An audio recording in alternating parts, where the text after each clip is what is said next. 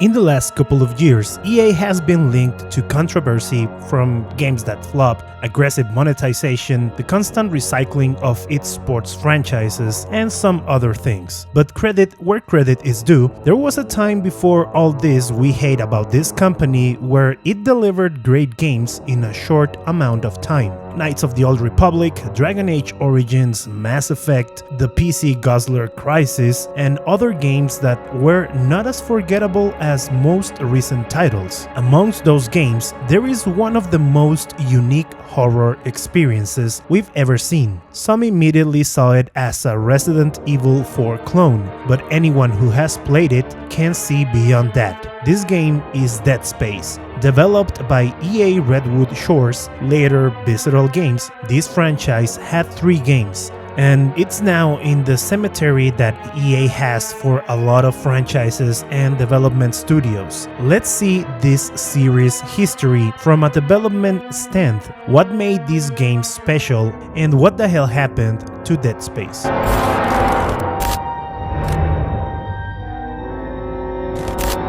Dead Space from the beginning was planned to be a horror game, but nothing like what we knew as the final game. The project was born as a sequel to one of the most influential games in the survival horror genre. Dead Space was intended to be System Shock 3. Ben Wanat, designer for this project, says that trying to make a sequel to System Shock was a monumental task, especially without the original team. So he asked the whole dev team to play System Shock 2 in order to understand what they had to do. This is a common practice when new teams take control over one franchise. But when they were beginning to understand how to make a sequel to the legendary game, a title that changed forever the genre was released: Resident Evil 4. This new title from Capcom ended up being an influence not only for horror games, but also for action titles. The Gears of War team was one that openly accepts the influence this game had on its design, and Ben Wanat accepts that Dead Space does as well. Wanat mentions that it's very obvious when you play Dead Space to see it and say, this is as if they had decided to do Resident Evil 4 in space, which is exactly what we were doing. Resident Evil 4 made Redwood reconsider the path it was taken with development. The shoulder camera proved to be an excellent medium to deliver a sense of terror, suspense, and action. It was great, and at the time, this innovation catapulted the horror genre to another level, and Redwood had no hesitation in utilizing it. But the challenge was not to change the development direction, but to make EA understand that a new IP was a great idea. Redwood was making games based in movie licenses. Wanat mentions that they wanted to create an original game, a new IP. The team began working in this game while co-director for this title, Glenn Schofield, tried to convince the high command that this new horror game was a good idea. The project was born in a point in 2005. Eventually, the progress shown gave Dead Space the green light. Wanat says that eventually everyone accepted it. They saw the good things we were creating, and trust continued to grow. Having started working and development without necessary approval was certainly something strange. But this showed the team's desire to bring this idea to life. Once a demo was shown to the executives, they were impressed with what the game promised. But not just the executives. These demos created an interest from other EA members. They wanted to work on this new project. One of them was Wright Bagwell, who even threatened to resign if he was not assigned to this project. This name may not tell you anything, but he introduced the idea of being able to move while aiming, and other things that made gameplay solid and created differences between this title and Resident Evil 4, besides working in the past in another game, Half-Life 2. Dead Space had a great challenge ahead, feeling like a horror game and a decent shooter, and that was Bagwell's task. The development team began designing levels with one idea in mind: making the game scary as hell and shooting fun. At one point, they realized that they were placing too many encounters with enemies, so learning that less is more, especially in this type of game, they decided to change encounters for parts where you think something is going to happen, but it doesn't. And this became one of the best ideas not only for this game but for the franchise as a whole. The concept of a spaceship stranded in space was taken from a movie, Event Horizon. In fact, how the scenario is introduced is very similar. A crew goes to a stranded ship, and once they are aboard this ship, evidence of a massacre is found.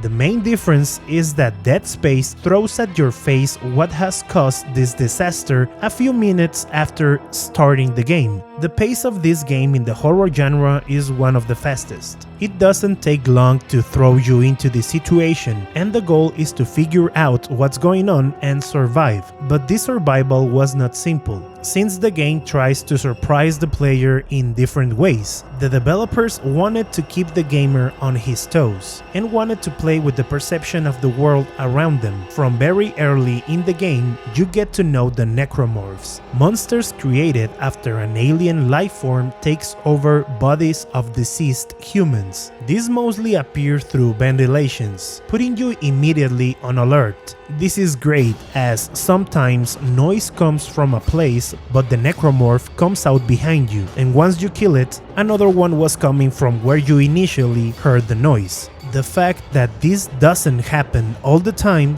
has the player in a state of alert.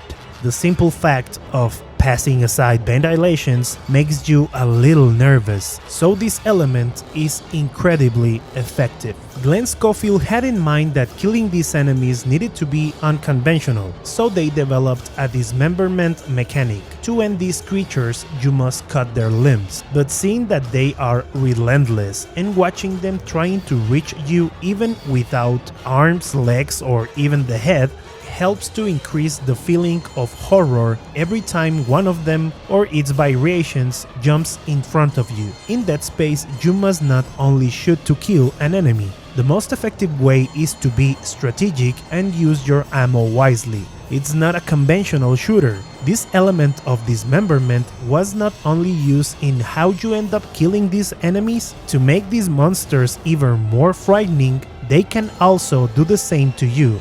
This gave us sequence of grotesque executions, but not only from visuals, horror arises. A big part of creating a successful atmosphere relies on audio, and Dead Space does it so well. We constantly hear brutal sounds, of which the most shocking comes from an everyday place. Schofield explains that when they were developing the game, a team member told him that the sound the subway does while braking was the most terrifying thing, so he assigned a group of people that went and recorded the sound, and we can hear it throughout our time aboard the USG Ishimura.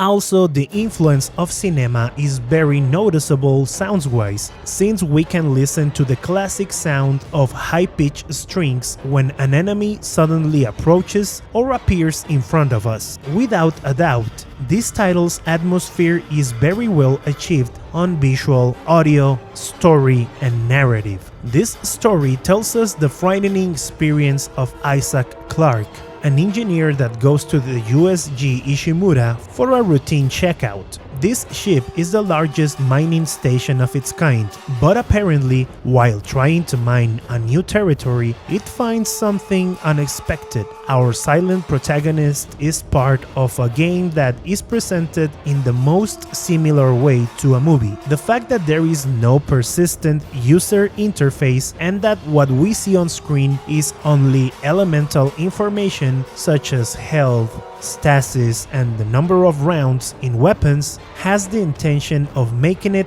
as cinematic as possible. Of course, this does not compare with games achieved today, since technology has changed a lot, but that is the reason for having nothing on screen. And all these things create great immersion. Isaac could also find new weapon blueprints and its ammunition and add them to his arsenal, in addition to a store to obtain medical kits, ammunition, weapons, and also store things you don't need at the time. There is a workbench to improve your equipment as well, which you should do wisely, whether to cause more damage, increase clip capacity, reach, among other things. With all these elements, Redwood developed a game that ended up being an incredible experience. Yes, it can be considered Resident Evil in space, but it holds enough differences to make it a unique game and one that contributed to the survival horror genre. A title that was able to bring moments of action where you evolve and feel ready for anything that comes at you. In some occasions you might think that you're not locked in with the necromorphs, but they are locked in with you. You can also feel cornered, terrified, and confused by this scenario. Dead Space is a title in which you do not feel as fear paralyzes you to attack your enemies, but one where if you doubt, even for a moment, you could end up in pieces. This game has several layers: horror, action, puzzles, and all these departments are very well achieved. Perhaps control is the weakest part of this game since it does not respond as you would like at times, but it was a solid and scary title. After its launch, it received critical acclaim, sold 2 million copies in a year, which for a new IP is not a bad number. This gave Redwood, now Visceral Games, the chance to work on a second title for this new IP, proving that daring to start a project that did not have approval nor the interest of EA had the passion of its members and a clear vision: create the most frightening game. This vision paid off and gave them a new franchise. After EA Redwood became Visceral Games, an important announcement was made. Glenn Schofield and Michael Condrey left the studio, director and COO respectively. Both left EA to create Sledgehammer Games and have worked with Activision's Call of Duty since its foundation. With Dead Space 2, Wright Bagwell took control of direction, and he intended to make a much better game. EA pressured to make the game more leaning to shooting and action, make it attractive to a larger audience. At this point, being like Resident Evil was not the goal. Dead Space had made its own space on the industry. Ben Wanath was creative director, and what he wanted to do with Isaac was more than a guy who just accepts orders. Isaac got a voice. This came with many changes to development, since instead of being a victim of consequences, Isaac became the gear that spins the narrative and the elements within Dead Space 2.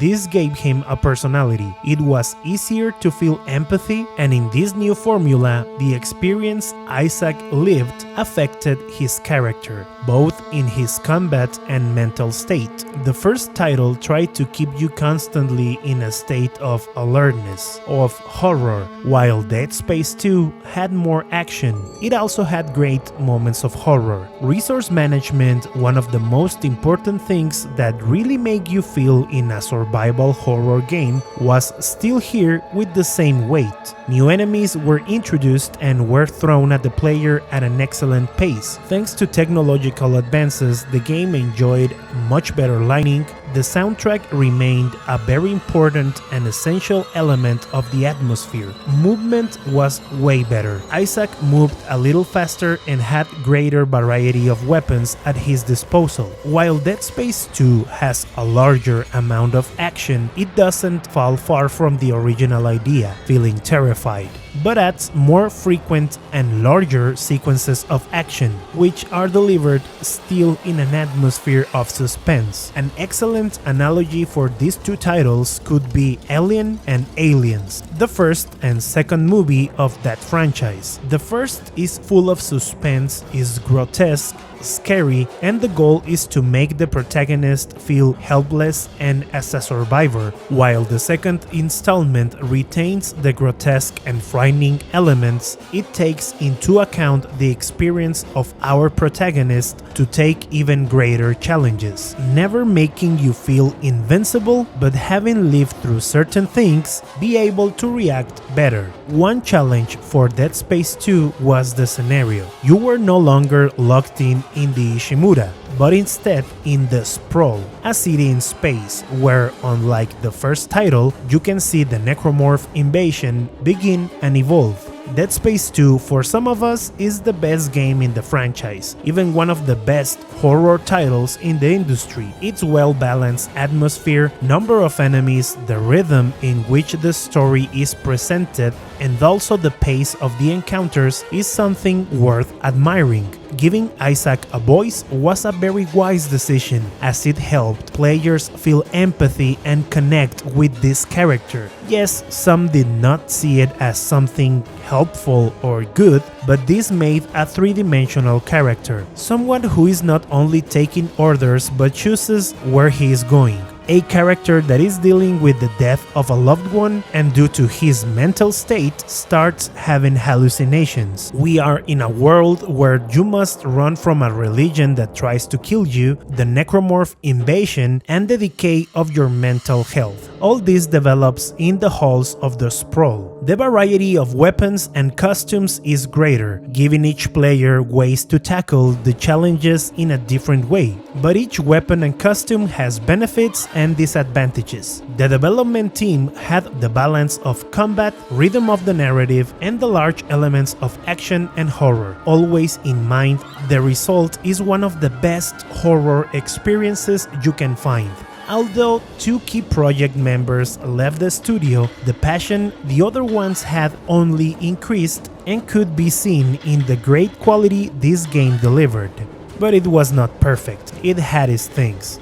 A decision that shows EA's claws and its need to modify games and ideas to make them attractive to a wider audience were here. And that was the multiplayer. While it was entertaining, it was an addition that, if not included, could allow the team to focus on making a better campaign and better mechanics. Although, being honest, this multiplayer is not all that bad. It is great to go shoulder to shoulder with 3 other friends and end the necromorphs, or taking control of the necromorphs to kill engineers. Also, a co-op mode was crucial to EA. However, development was more than halfway through, and adding co-op to a campaign that was developed with single player in mind could break it completely, which occurred eventually in the franchise, but not in this game. When Dead Space was released, it was better received than its predecessor in terms of criticism from both users and the press. But all this praise didn't turn into sales. Later, it came to light that Dead Space 2 was a commercial failure to EA. The game took a budget of $47 million and sold 4 million copies. Of course, the game made millions for EA, but when Dead Space 2 was released, EA already had its golden egg goose, FIFA and the other sports series with loot boxes that made millions and millions constantly. Dead Space 2 sales were enough to make profits for EA, but understanding that this game was an economic disappointment for the publisher can help us understand the radical change in tone, monetization, and general direction of the following title.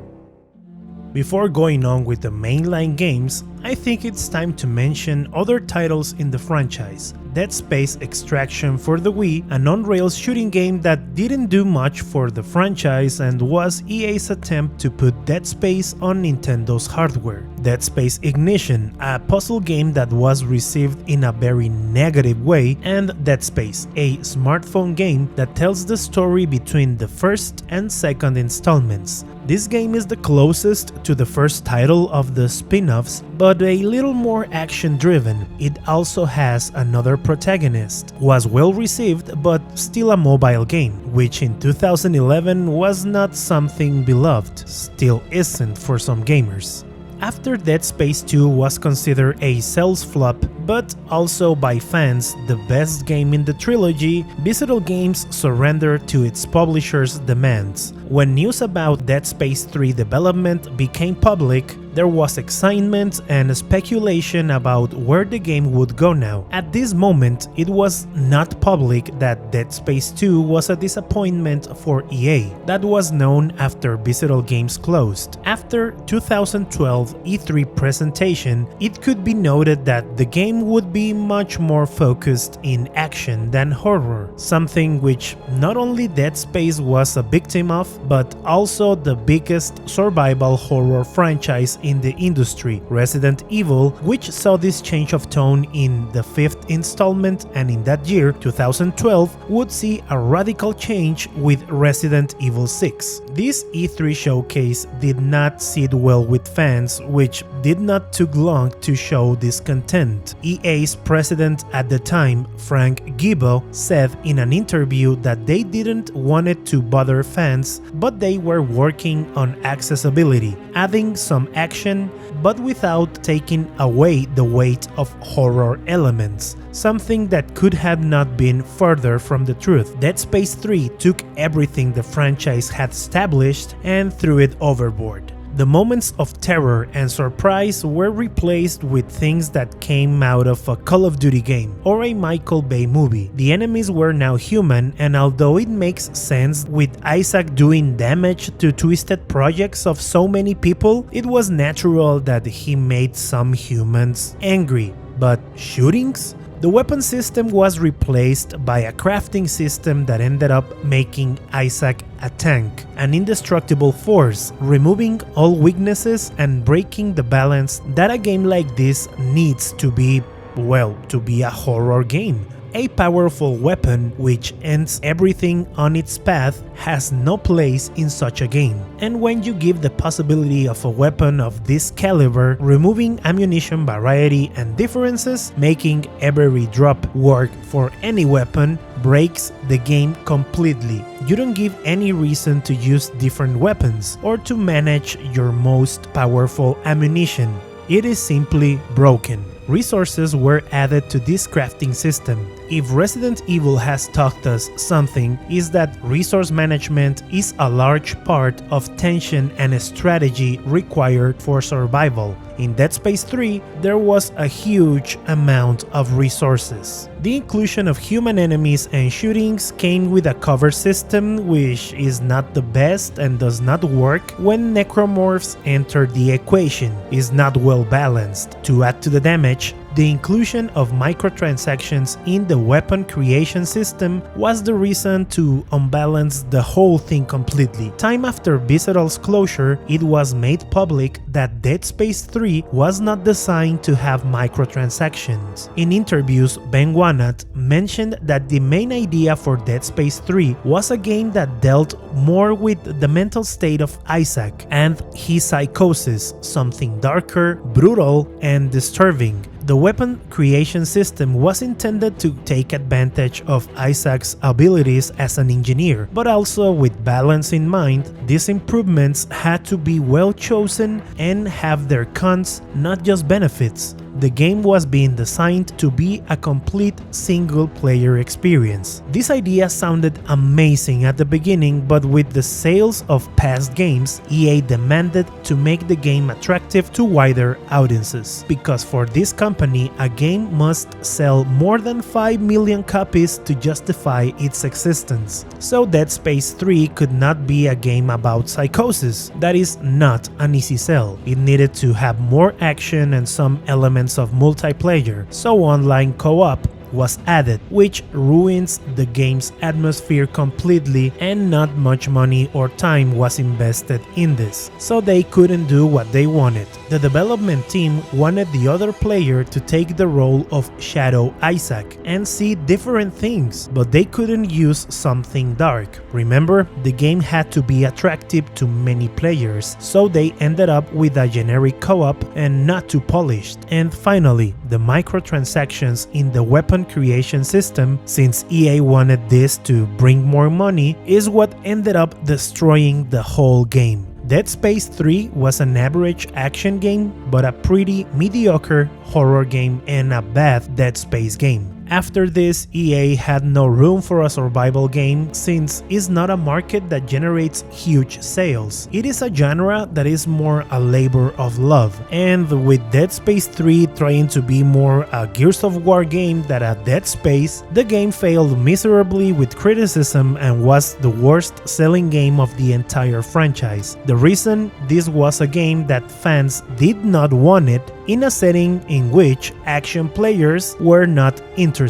A game that knew what it wanted to be but was modified to the wishes of a marketing department looking for more sales, caring little about loyal fans. The outcome was Dead Space in a coffin. Visceral moved to other projects, such as a game that could probably sell more than 5 million copies, Battlefield Hardline, which also sold poorly. Then Visceral was moved to a Star Wars game, Project Ragtag, that was cancelled along with the announcement of Visceral closing its doors. Yes, we can say that Dead Space was a victim of EA's and its monetization policies, but this franchise lived in an era where horror games experienced this process of becoming action-driven or disappear. Resident Evil 6 was an action game and put the franchise on a 5-year hiatus. Silent Hill Shattered Memories struggled with sales, and Downpour was the last game of the franchise. After a time of hibernation, the horror games are slowly returning to mainstream, mainly thanks to PT,